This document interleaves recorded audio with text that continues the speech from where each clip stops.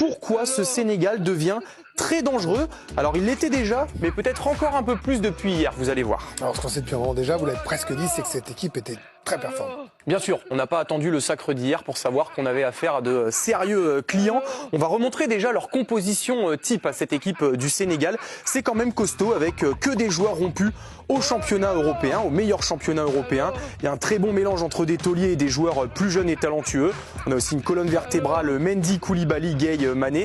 Et Guy Stéphane, l'adjoint Didier Deschamps, ne s'y était pas trompé de toute façon, c'était juste après le tir. De qualité et des joueurs qui vraiment forment une très très belle équipe. Il faut qu'on se prépare en conséquence. Il faut se préparer, oui, effectivement, parce que le Sénégal, c'est l'équipe la plus régulière en Afrique et d'assez loin sur les quatre dernières Coupes d'Afrique des Nations. Le bilan, il est assez exceptionnel. C'est une finale, puis un titre, puis un huitième de finale, puis un nouveau titre, donc celui d'hier. Et puis lors de la dernière Coupe du Monde, les Lions de la Teranga étaient sortis de leur poule, derrière les Pays-Bas, mais devant l'Équateur. Et tout ça donc fait dire à la légende El Hadji Diouf que oui, le Sénégal fait peur. Et pour vous, leur point fort, c'était la défense. Oui, parce que ça ressemble quand même pas mal à un mur, cette équipe. Déjà les chiffres, le Sénégal n'a pris que 2 buts en 7 matchs à la CAN. Et lors des éliminatoires de la Coupe du Monde qu'ils ont joué dans les derniers mois, c'était seulement 3 buts concédés en 10 rencontres. Et donc pour illustrer cette solidité, on s'est aussi servi de l'amical en Angleterre avec une séquence qui résume tout. Déjà regardez, les Lions sont capables de presser et ils n'ont pas peur d'aller chercher très haut quand l'opportunité se présente, même contre une grande nation comme l'Angleterre. Alors là, l'Angleterre a les qualités pour se sortir du pressing et ne pas perdre le ballon. Mais très vite, les Anglais vont se retrouver impuissants parce que les Sénégalais se sont très vite replacés. Le bloc est en place, il est d'ailleurs pas forcément très bas. Tout le monde défend, ça coulisse, c'est bien organisé. Et donc on se retrouve avec une très longue séquence de possession qui sera stérile pour les Free Lions, qui vont finir, vous allez le voir, par tenter 7 longues passes, un peu d'impuissance quand même là-dedans. Et le ballon va être perdu. Là où on peut s'attendre à ce que la France ait le ballon face au Sénégal, eh bien il faudra être créatif pour percer ce mur tout simplement. Et cette force défensive et collective, eh bien c'est aussi la patte des anciens qui encadre très bien la jeunesse de cette équipe. Idrissa Gueye en parlait hier après la finale.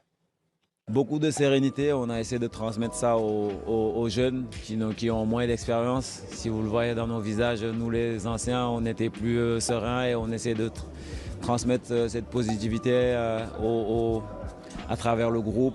Il fallait que tout le monde y croie et on y a cru du début jusqu'à la fin et voilà, on en sort bien.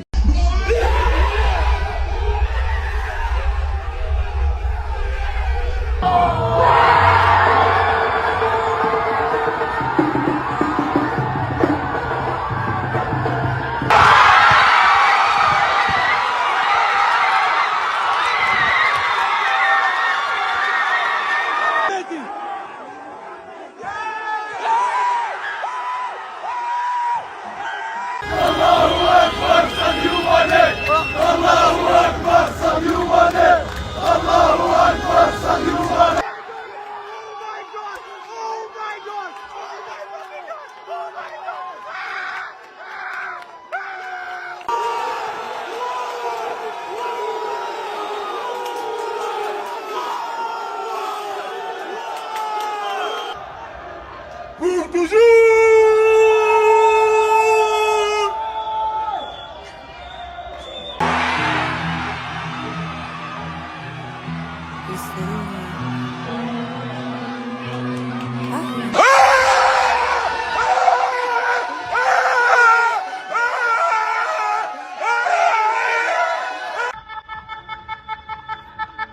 À 12 contre 11, vous avez perdu.